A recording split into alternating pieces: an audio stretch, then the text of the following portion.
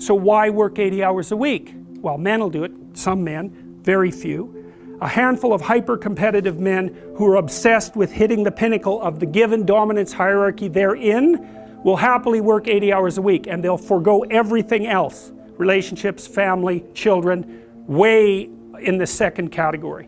And so those men are often very difficult to live with too, because they're so obsessed with their career. It's hard to have a relationship with them. And maybe they don't have much of a relationship with their kids, but they're damn good at what they do, and part of that is they're smart and disciplined, and they'll work non-stop all the time. It's like an obsession, and that's the sort of people who run things. Those are the people who run things.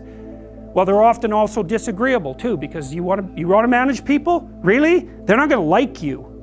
You know, and it's not an easy thing to not be liked, and actually if you're an agreeable person, and women are more agreeable than men, it's quite painful to be disliked. But if you're in a managerial and executive position, the probability that people are going to like you is quite low. Those positions are very stressful, partly because of the interpersonal dynamics, and they're also incredibly competitive. So we've got things backwards in our culture. We're thinking, at least in part, why aren't there more women in positions of power? Wrong question. The right question is, why are there any men at all who want those positions of power? Because it's not just positions of power. You have to be such a knothead to think that. Oh, it's a position of power. It's like, sure, but it's a position of overwhelming responsibility.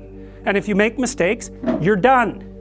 Right? It's not like you occupy that position of power and everyone does what they're told all the time and your life is easy. It's like, forget about that. People are on your case to do exactly the right thing all the time, 100% of the time.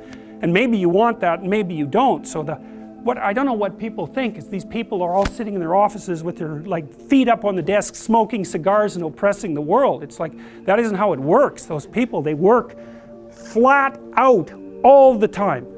So, and it's fine if that's what you want, and some people are like that. They're hyper-industrious people, right? From a trait perspective, no matter where you put them. If you put them in a forest with an axe, they just wander around chopping down trees non-stop, right? Because it's built into them. But if you want to have a balanced life, and you should want that, you know, because the other thing you'll find, and this is God's gospel truth, is that the older you get, if you have any sense at all, the more important your family is to you. Like the utility of your career, maybe that peaks around 35 or 40 and it starts to decline pretty rapidly after that. And what happens, if you're fortunate, you have someone in your life that you love, that you've woven yourself together with, and you have some kids so that you have something to do from the time you're 50 till the time you're 80. And so it's a real mistake. It's a barren future without children, man, I can tell you that. It's a real mistake. You know, because women have access to the birth control pill now and can compete in the same domains as men, roughly speaking, there is a real practical problem here. It's partly an economic problem now, because when I was roughly your age, it was still possible for a one-income family to exist. Well, you know that wages have been flat, except in the upper 1% since 1973. Why? Well, it's easy. What happens when you double the labor force? What happens? You have the value of labor. So now we're in a situation where it takes two people to make as much as one did before. So we went from a situation where women's career opportunities were relatively limited to where they were relatively unlimited and there were two incomes, to where, and so women could work, to a situation where women have to work and they only make half as much as they would have otherwise. And now we're going to go into a situation, this is the next step, whereas women will work because men won't.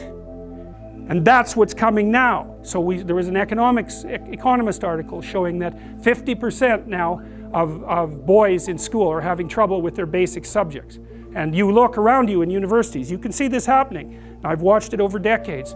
I would say 90% of the people in my personality class are now women. There won't be a damn man left in university in 10 years, except in the STEM fields. And it's a complete bloody catastrophe. And it's a catastrophe for women, because I don't know where the hell you're going to find someone to have a, you know, to marry and have a family with if this keeps happening. So, and you think when you're 19, because you're so clueless when you're 19, you don't know a bloody thing, you think, well, I'm not really sure I want children anyways. It's like, oh yeah, you tell how well you've been educated. Dismal. Without fail, I got to tell you, without fail, I've watched women go through their professional careers, many of them. It's a very rare woman who at the age of 30 doesn't consider having a child her primary desire.